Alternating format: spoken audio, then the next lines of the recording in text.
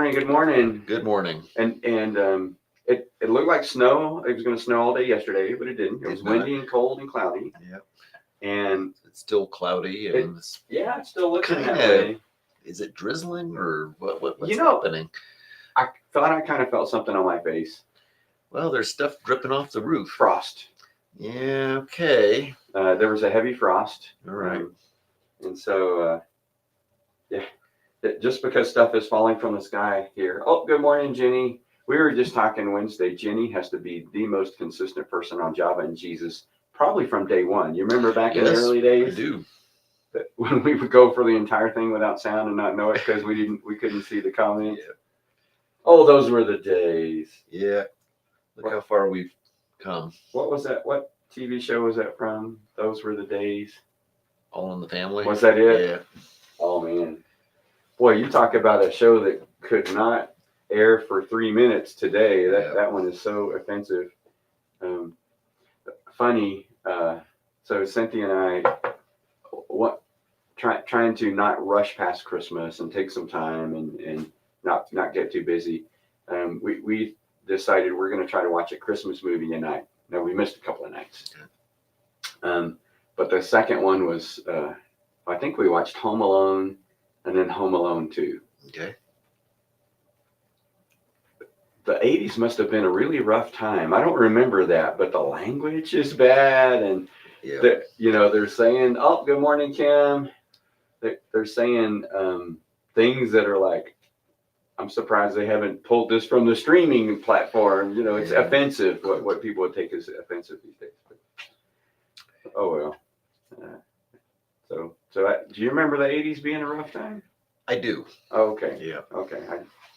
Maybe, I don't know. I became a Christian in 82, so I was going to say maybe because I was playing right along with them, but not after that. So. And it is hard to go back and watch some of the old stuff. It hurts my ears. Yeah. So. The new stuff isn't much better. except I said it for you guys in the men's Bible study, but there is and I think it's on Netflix or Prime, I forget which, and it's called Man on the Inside, and it's based on some books that I forgot somebody wrote, and it was refreshing. It's Ted Danson. Jim's like, Cheers, from Cheers. I'm like, oh, I guess he was in Cheers. Yes, that's a reach. That was an 80s show, wasn't it? Yes, it was. And I don't remember like a lot of cussing. That I don't remember being offended at all. It's a mini series, so there's like 8 episodes. It was good. It was just like watching Archie Bunker character. No, I'm glad my father-in-law doesn't call me meathead. Yeah, but that shows like that do stereotypes, and that was the stereotypical of his generation. The woman was you snap your fingers and they come. My dad didn't have to do that. My mom was sick a lot when I was young, but he snapped his fingers and we came. One of the worst things we had to do for my dad, he was grocery business, so he's on his feet all the time, and he had athlete's foot like bad. He should have gone to the doctor. There were 2 things he had to do when he got home at night. Someone had to take off his socks and shoes while someone else was going, because his feet hurt. I mean, poor guy. But we didn't want to do it. The other one had to go get a tub of hot water and put Epsom salt in it. And he'd soak his feet. I mean, and you could just, the pain as you're pulling it off, the pain on his face. And that was the first thing that happened when he got home. Wow. Yeah, it'd be like, Dad's home, and then we had to fight over who had to do what.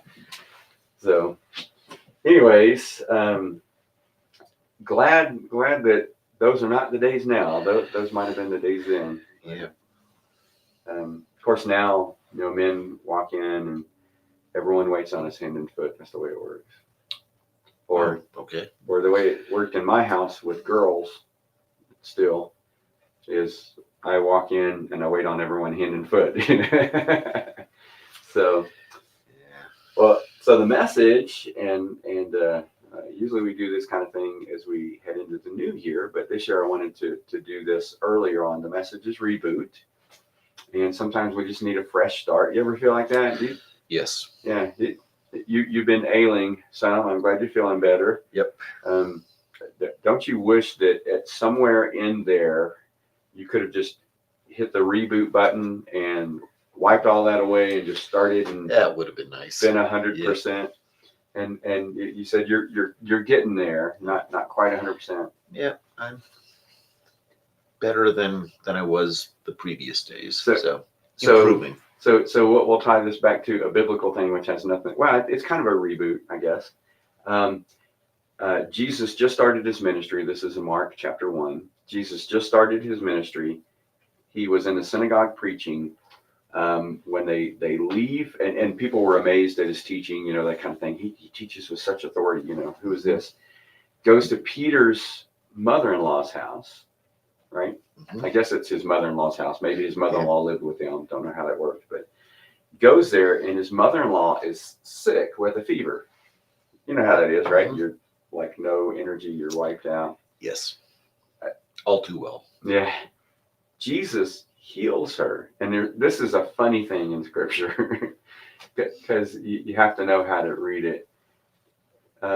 Jesus heals her, and she immediately gets up and makes some dinner. Did he snap his fingers? I don't know if he snapped his fingers, but that's the funny thing. It's almost like, and I know this is not the case, but this might be the case if it were you and I. We get there, and our mother-in-law, who would have normally prepared the meal, is sick. We're like, oh, well, here, let me heal her so she can make us some dinner. Yeah. That we know that's not the case. Jesus was way bigger than that. Yep. But he heals her, and it says she was healed immediately and got up and made them dinner. Here's the point of that. You can relate to this. When you are sick, especially with something that just like wipes you out, there's that morning that you wake up and you're like, oh, I feel good. I'm over it. And this happened to me. I've told you this, that one time I had a really bad stomach virus. And I'm like, yes, finally. I get up and I'm going to the living room, and halfway there, I'm crawling to the living room. Then I think I'm barely going to make it to the couch. Because when you first get over a fever like that, you're just wiped out. Yeah. Not Peter's mother-in-law. When That's Jesus right. heals, it's complete. He did a complete reboot on her. So we talked about that, the 3 parts of reboot. Oh, by the way, good morning, Jose. I hopped in here. Oh, hey, Jose. Jose's like, what were they talking about? Archie Bunker. I wonder if Jose, did you ever see All in the Family with Archie Bunker? That really offensive 80s show. Well, no, it was not an 80s show. It wasn't? 70s? Yeah. Okay, maybe 70s. Okay. Yeah, early. Okay. I mean, it went on forever, but it started back then. Okay. I guess a lot of those were 70s. That and Sanford and Sons and Yeah. But All in the Family went on so long that they actually had a spin-off, and it was Archie's Place. Oh, I remember that. Lasted for a little while. Yeah. Usually those don't go well. Sometimes reboots don't go so well. Well, yeah, you have to do a total reboot, not just a remix. And so what we're talking about, that the 3 parts of that are pause, reflect, and restart. That's what happens in a reboot. And thinking about this is in like how your computer starts like running slow, getting glitchy. Do you have to do that on your? Yeah. And so I think, okay. And it happened right when I came back from vacation. And so I'm like, oh, well, no wonder I've got like 15 programs running. Look on my browser, I've got tons of tabs. So had to click all the, oh yeah. Oh yeah. I didn't realize that. That is true. In real life, he was a really nice guy. Well, he was a good actor then. He's a very good actor. Yeah. So they had that in Cuba too. Wow. Manuel told me a different kind of story. Manuel, who is a millennial, grew up watching Knight Rider in Germany. So it took a little, those things kind of take a little bit longer to get syndicated in other countries. And so, did it have subtitles, or did they overdub? I didn't ask. Yeah. I didn't ask, but that's was Archie Bunker speaking in Spanish or English, or did you have to read the subtitles? You haven't lived, and well, I was 10th grade and we went to Monterrey, Mexico, and first time I'd ever had this experience. We in the hotel room, me and a couple of the same 10th grade guys, and turn on the TV, and there is Tom and Jerry in Spanish, and no subtitles. They were speaking Spanish. That was hilarious. We laughed so hard. Tom and Jerry speaking Spanish. Yeah, I don't remember them speaking. Oh, you know what? Maybe that wasn't. Yeah. Yeah. Did they? I guess they didn't speak, but cartoons in Spanish. I guess maybe. Yeah. I remember watching Tom and Jerry. Huh? Yeah. Did they speak? No, they didn't. I don't think they did. Okay. Or not too often anyway. Well, that's okay. I embellish things when I remember them. I just remember I was in France and I saw a John Wayne movie. And John Wayne, bursts into the saloon all rough and tough and says, "Oui, oui." Yeah. Oh, he watched it here. Okay. He was already here, buddy. Okay, nice. But so is he speaking Spanish? No, I'm kidding. Sad story, since we'll chase this rabbit down a little bit more. John Wayne, I think I've said this. We may have said this together. John Wayne, in the weirdest role that I've ever seen him play, was Genghis Khan in The Conqueror. John Wayne, Genghis Khan, the Chinaman. Yeah. Okay. That is weird. Yeah. That what is Stranger sad? things have happened. What is sad about that is that was filmed in Nevada, and they were doing some nuclear testing, and the winds changed, and so that's dubbed the movie that killed John Wayne. There's so many of that cast that ended up later dying from cancer. Yeah, it's too bad. Yeah. So reboot, pause, reflect, and restart. So we talked about this, but like, what does that look like in life? I mean, how would we? What do you guys think? How do we do that? How do we make that work? Yeah, what does that look like? Is that something that we do once a year? Is it something we do occasionally? We talked a little bit on Wednesday about if we do kind of adjustments as we go. We've talked about this a lot, small incremental adjustments over a period of time. So if you do that, maybe there's not the need for a reboot too often. Yeah. Or not a major reboot in Right. a way. Yeah. Jim called them updates. Like when we're talking about versions of software, it's not a new version. It's just an update. Yeah. Just a patch. Yeah. I don't like updates because that means that they have to fix something. Yeah. Well, there's always something to fix. Improving all the time. I mean, how many times has Tide been new and improved? So we can. Well, we can do that. and I would say, yeah, okay. So Jose says reboot for 2025, and that's definitely a time when we tend to reflect at the end of the year. Hey, how do we want the next year to look? Absolutely, and that's one of the most logical times to do that. Right. Um, But what does that really mean? I'd say, even the way I just described it, how do we want the next year to look? I think the reflect part needs to have some serious requirements definition. Like, why are we rebooting? What do we hope to accomplish? Mhm. What are the goals? mhm. What needs to happen? What needs to change? So Is it change just for the sake of change, or are we really trying to accomplish something? So part of the premise of leading into reboot is, why do we need to reboot? Mm-hmm. And thinking about it with the computer thing, this tends to happen to us in life. We're going along, and then we add this, but before we know it, things are just really cluttered, Mm-hmm. and they're not working well. That was my problem with the computer. When you're moving your mouse and it's like kind of spotty, going along. And so the need for that a lot of times in life is when here's what the reboot does for me. It allows me to help declutter some stuff. So here's thinking, going back to the computer analogy. I didn't realize, just because over time, and I suppose this is not just me, you're working on stuff, and and then you go to this link, and and then I need this program to do this, and I don't realize while I'm working. And then nowadays we leave our computers on. We used to never do that in the beginning because we didn't have internet. Right. And so we don't turn it off. I come back the next day and I'm working on some more stuff. Then the next day working on more stuff.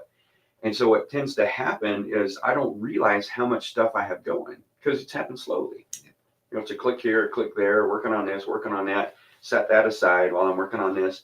And so what happens with a computer is you just overload it.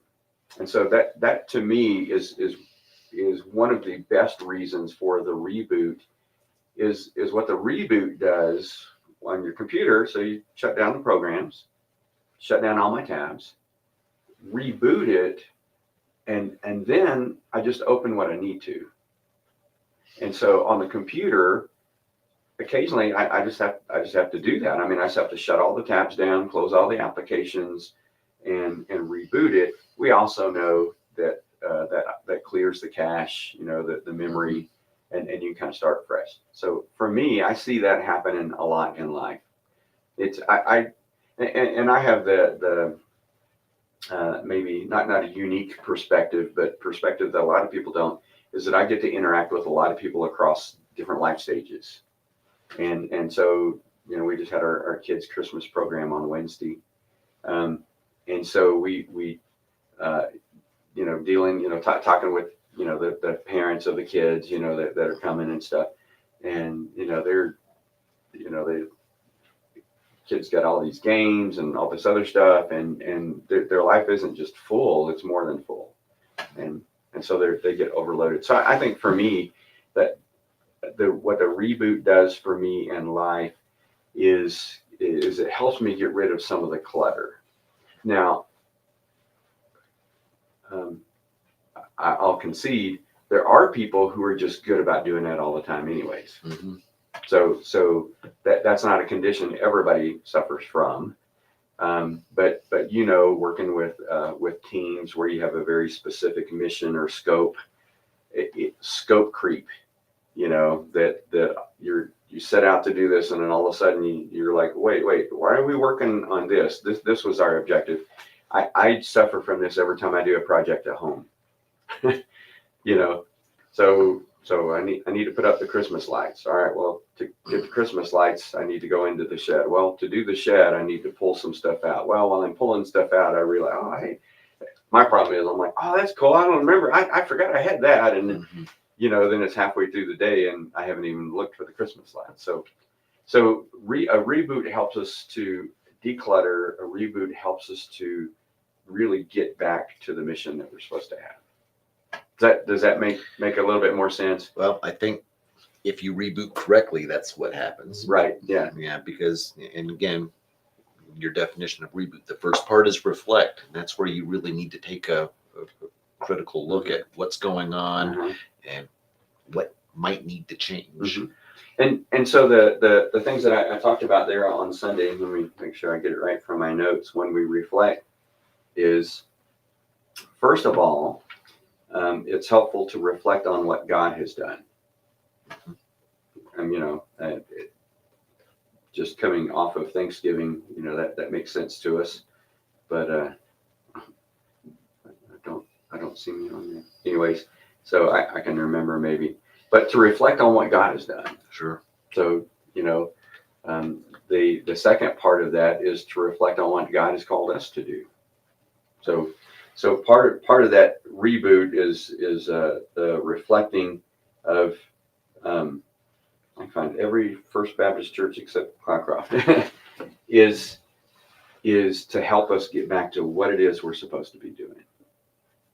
You know, and so I'm never one for change's sake, but I think that reflecting is also like a reevaluating, you know. Yeah. And this is old in business terms, but two questions you have to ask: what are we supposed to be doing, and how are we doing it? Yeah. And sometimes the what are we supposed to be doing, we have to rediscover that. What do we, you know? Here's a big one. Do you remember this little company called Blockbuster? I do. I don't know what their official mission statement was, but I'm assuming it was something like to provide VHS and then later DVDs for people to rent and take home. Yeah. Yeah. They didn't reevaluate that. What they needed to do was tweak that a little bit to providing, Providing entertainment. movie Yeah. entertainment for people. Netflix did that. You remember Netflix started with just DVDs, and it was the mail DVD. So because we get so lazy, we can't even swing by Blockbuster anymore. Or if you're like me, I ended up paying late fees all the time. But you paid those with Netflix too if you didn't send them back. No. No, wait. No, Netflix, no late fees. You just didn't get your new movie until you sent them back. That was how they first started. And so Netflix tweaked theirs to providing entertainment, and then that allowed them then to jump into the streaming market. And when's the last time you went to a Blockbusters? I don't even think they're around. Yeah, Redbox is maybe still around some, but Netflix reevaluated. Now they didn't totally blow up what it is we're called to do, but they tweaked it, to include what technology and culture, where technology and culture was. Now I know not everybody does the streaming. I'm shocked that Dish Network still around, and Sure is. I'm shocked. Helps us to update so we won't get behind obsolete, living, and irrelevant info. That's part of it too. A lot of times when we reboot our computer updates, sometimes I'm in the middle of working something and it says it's going to reboot in 15 seconds unless I tell it no, and I'm like, no.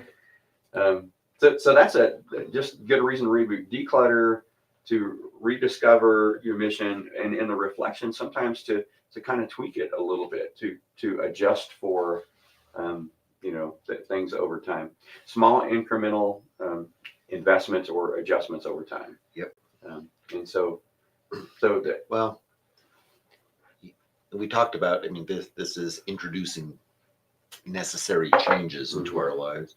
Well, many people don't like change, especially change that's being imposed on them, and especially major changes. So if there's a major change or even a lot of little changes, it can be overwhelming. Oh yeah. People don't like that. Sure. They resist it. They'll fight it.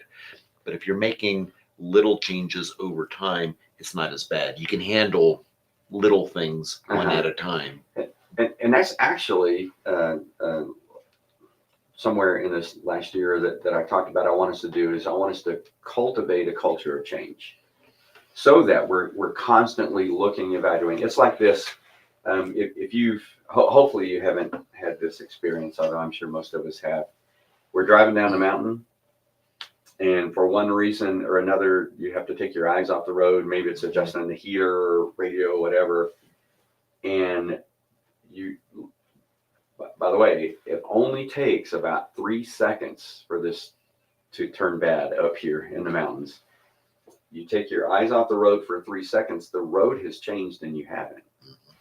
And we see this. I don't know how many times I've come around and man, there's a car in over the lines in my lane. Yeah. And so the best way to do that is to be continually, and we do this without thinking while we're driving. You're continually making minor adjustments. Yeah. You're in the defense industry, and like planes have to do that all the time. Missiles have to do that all the time. Even bombs, guided bombs, which kind of a weird thing these days, but even the guided bombs have little mechanisms in there to help them stay on target. Yes. Laser guided bombs are the big ones these days, but well, I don't know what it is these days. Y'all are working on all this new stuff, Who knows what the future is? I could tell you, but I'd have to kill you. Yeah. It's going to be a laser set up on the moon that can take a flea out, in a moment's notice. But by the way, the Airborne Laser Project, which is old now, at least from its conception, because I read about it in Popular Mechanics before I moved here. I thought, if you can have an airborne laser that can take out a missile going like Mach 2 or 3, how easy would it be to take out a person who's standing still somewhere? Anyways, weird stuff. So I think the reboot. There's some logical times to do it. Heading into the new year is a good one. I think a good time to do kind of a reboot where we pause, reflect, kind of restart, close down the tabs, all those kind of things, is when we realize we're overwhelmed or struggling a little. The mouse is glitching, Well, that's always a good indicator that we probably haven't done it often enough. Right. And I'm with you. I think the more we do this, then the less the need for the big reboot. Yeah, if you're overwhelmed, you probably waited too long. But it is good sometimes. And now I'm thinking of like my desk or my office. It is good sometimes because I know you're better at this than I am, just because I know you. My office tends to get cluttered. You're running in, set something down, run in. Mine does too. Set something down, set something down, and and look up, and I'm like, man, this is a mess. Well, we do the studio almost the same way. You run in, I need to do something with this real quick. Sometimes, and I don't know that reboot may be too big of a word, but sometimes what I need to do in my office is just to say, today's cleaning day. And I'm going to take care of all the clutter. And I don't know if you're this way. Sometimes I just need to totally get everything off my desk. Even my pencil holder, or pen holder for me, get everything off my desk. And usually it ends up in a pile somewhere. And then kind of just start fresh that way. That's kind of the big premise of it, is sometimes we just need a fresh start, Yep. I've never been able to do this because I've never built a house, but it's like if you keep adding onto your house, keep adding onto your house, and keep adding onto your house. You ever been into those houses? I live in one. Okay. I've had to, houses where you have to walk through the bathroom to get somewhere else. Yeah, it's a rat maze. Yeah. And you look at those and you're like, I think it'd just be better to build a new house. That's pretty major. But sometimes we just need a fresh start. Sometimes we just need to say, you know what? Let me just clear all this away. Well, if you wait too long, then it really does become overwhelming, Right. And you can't handle all of it. Yeah, and it's just a big thing. Yeah. So, cool thing is, in our relationship with God, it's easy. We talked about this. We feel like when we kind of get away a little bit, sometimes we have to work our way back. And you don't have to do that with God. But then again, in a close relationship with God, He's going to be giving you those incremental adjustments along the way to keep you on the right path. If you go too far off the path and then you reach out to God and say, help me, save me, God, He'll say, oh, yeah, I can save you. You're supposed to be way over here. That's a major change. Yeah. Now, my relationship with God is restored in an instant. Yep. But that doesn't change our life. Yep. What we're talking about is more consequence kind of thing. Yes. If I'm supposed to be in Ohio and I find myself in Maine, I can be restored to my relationship with God right away, but it's going to take me my life a little bit to get back on track. It doesn't mean that God erases consequences. Or God may decide that you can't wait that long and do something radical in your life to move you. Jonah is a good example. Yeah. God. I never thought about this before, but that might have been the world's first Uber. Jonah was Ubered to Nineveh from Tarshish, which is a whole different deal. The other thing too, I was talking to someone about Jonah the other day, and you realize Jonah wrote that. That's like an autobiography. Huh. We would tend to want to clean that up a little bit and say, it took me a little bit to come around, but but I did what God wanted me to do. That's funny. Let me pray for you guys to run a little bit over. Always good to have you back. Yeah, it's good to be back. Miss, and I think we're both going to be in town for a while, right? I hope so. Yeah, that's the plan. Unless God sends an Uber. Lord, thank you for your love. Thank you for the way that you work in our hearts. And God, would you keep us close to you? Lord, we know that the best thing to do is just to daily walk with you, to make those small incremental adjustments in our day as we go along. So Lord, help us to do that. Help us to be sensitive to the leading of your Spirit.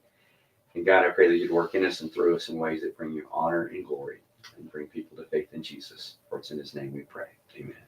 Amen. Thanks for jumping in with us, guys. Thanks for coming in. It's good to You see bet. you. Glad Yeah. you're Good to be back. you're on the mend, and I got to remember how to click some of these buttons here, and maybe. Speaking of change. Yeah, I know, huh? All right, love you guys. We'll see you next week. Yes. Yeah, Monday, Sunday.